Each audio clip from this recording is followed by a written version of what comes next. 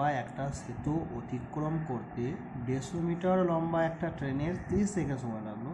হিসাব করে দেখি ওই ট্রেনের 130 মিটার লম্বা একটা প্ল্যাটফর্ম অতিক্রম করতে কত সময় লাগবে।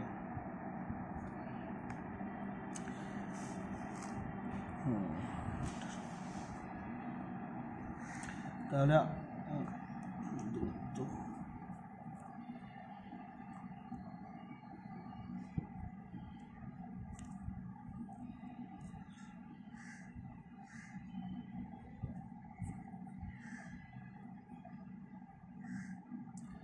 সেকেন্ড, আচ্ছা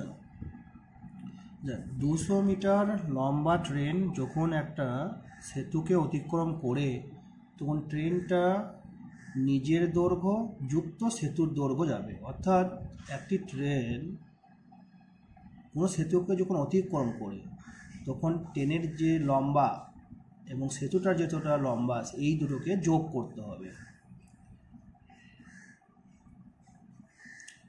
250 আর 150 হয়ে যায় 400 মিটার।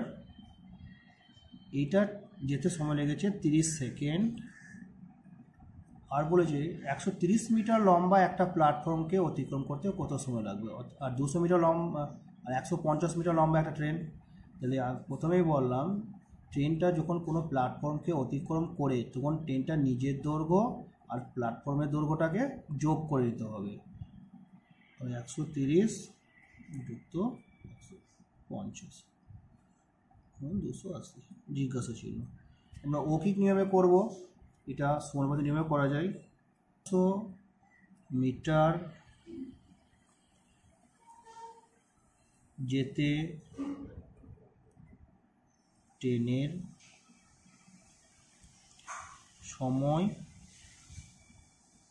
লাগে 30 সেকেন্ড। 1 মিটার যেতে ট্রেনের সময় লাগবে 30/400 সেকেন্ড।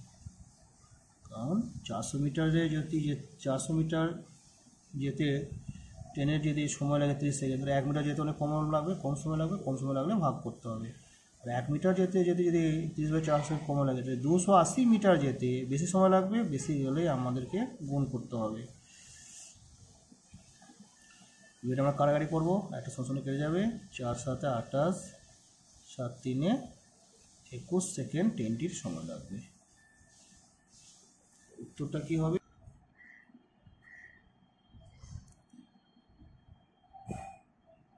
21 সেকেন্ড সময় লাগবে।